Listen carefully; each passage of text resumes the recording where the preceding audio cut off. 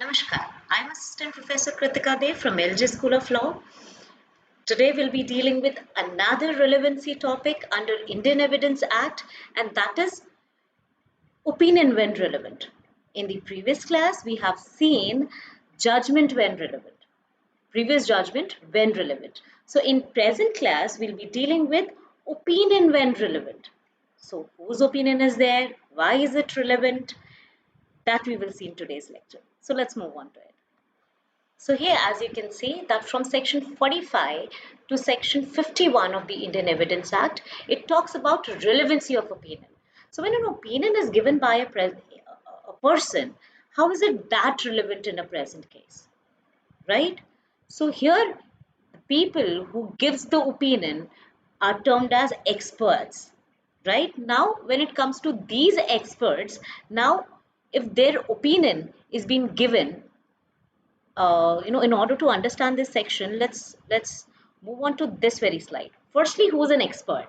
Now here, the expert is any person, right? Expert is any person. In continuation to this, let's read this: who has any special knowledge as to the foreign law, science, art, or identity of handwriting or fingerprints, right? So when any person is skilled or has special knowledge as to these five things mentioned here, then their opinion will be relevant and they will be termed as an expert here.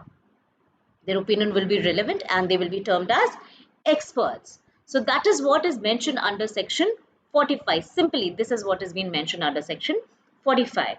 Now, as we have seen, it is about section 45. Now this is 45A, which came after the Information Technology Act 2008, after the amendment, and it says that opinion of examiner of the electronic evidence. So when it comes to the opinion related to electronic evidence, then the opinion of the examiner of the electronic evidence is relevant, right? So there we had seen, when it comes to the general opinion, then somebody who has special knowledge regarding the foreign law, science, art, handwriting, fingerprints, then their opinion will be relevant in the case. Now section 46 uh, is written here. Now this section says facts not otherwise relevant, right? Facts, they are not relevant right now, but are relevant if they support or are inconsistent with the opinion of experts, when such opinions are relevant, right? So let's take an example. For say in the present case, right, we get to know there is an expert opinion that this person died out of this very poison because the symptoms were like that. So that person died out of this poison. So here the expert opinion has been given. Now if there had been other other opinion or other fact and issue which were generally not relevant, but now as soon as we have got this expert opinion, those facts or those opinions are supporting this expert opinion or are inconsistent with this particular present expert opinion, then they suddenly become relevant.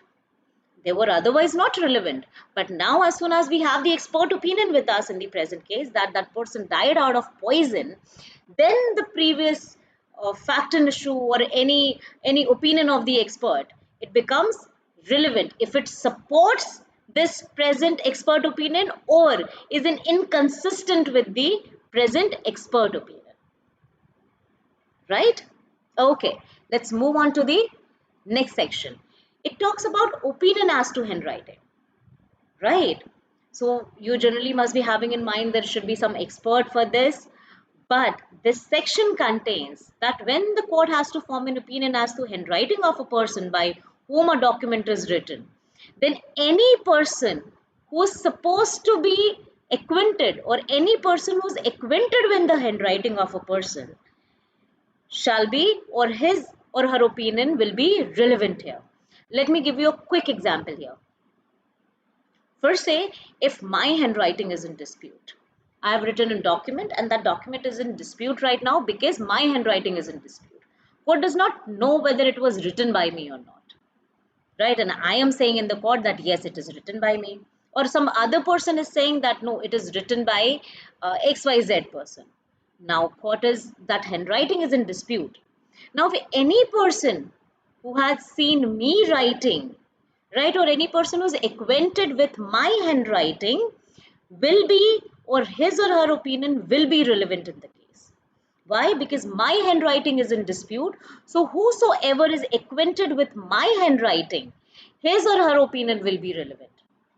Right? So, it talks just about the acquaintance. So, whosoever is acquainted with my handwriting, their opinion will be relevant when it comes to the case of handwriting or signature when it is in dispute. I hope it is clear. Okay, now section 47A of Indian Evidence Act 1872.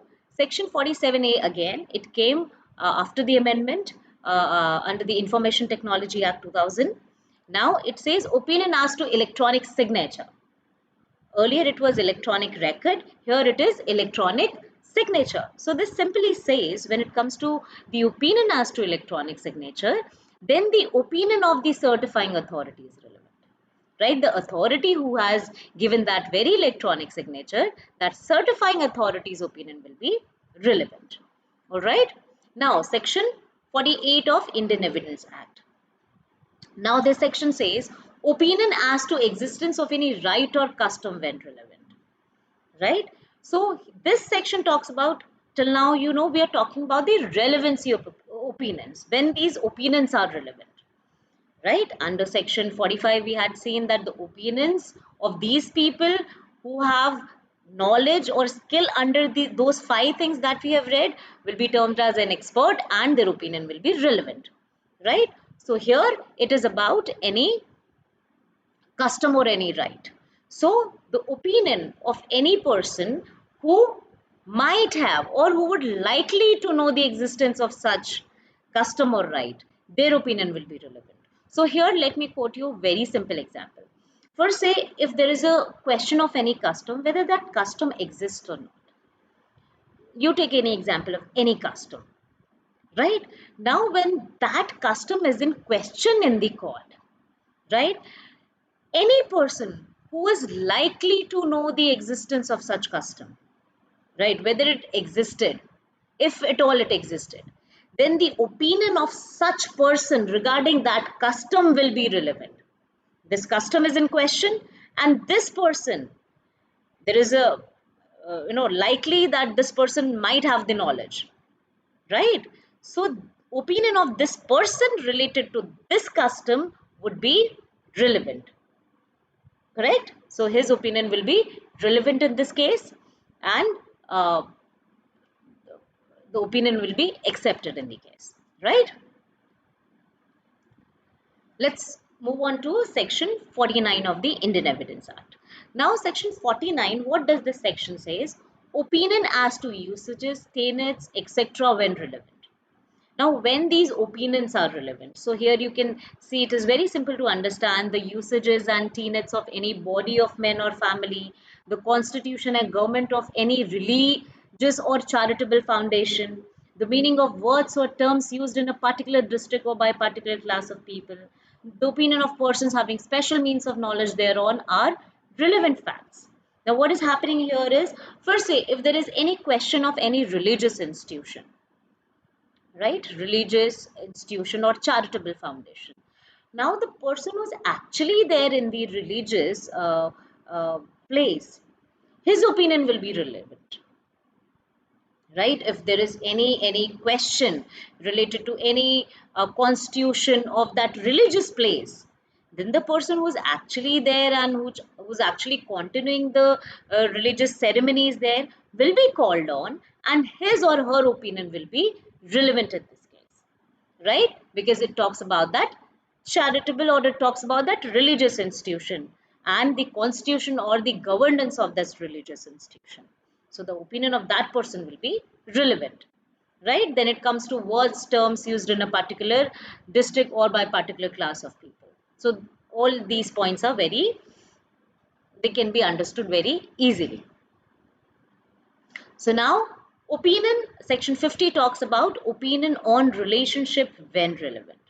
So this section talks about opinion when relevant when it comes to the relationship of any two people, right? So the person whosoever having the special means of knowledge on this subject is relevant.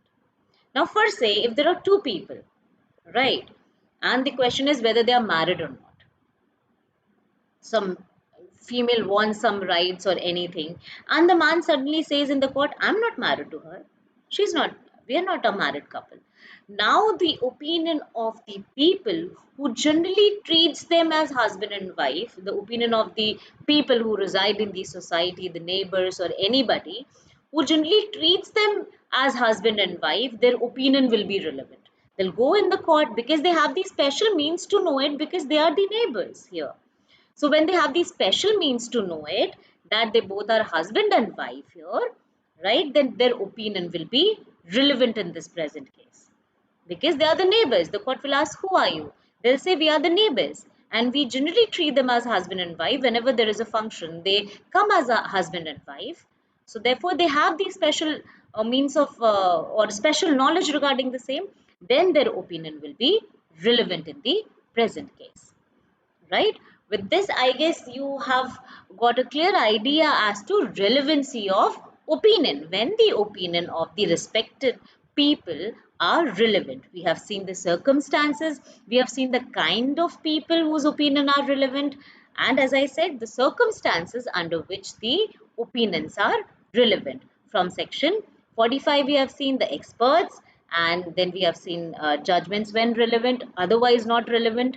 And then we have seen the handwriting, we had seen the custom, we had seen the religious institution also, and here we have seen when it comes to relationship in particular, right? With this, I would like to rest my lecture. I hope you must have understood it, and as I always say, I hope you must have had the Bear Act in your hand. As I always suggest, kindly always keep the Bear Act and a notebook in your hand in order to understand it properly. Till then, take care and thank you so much.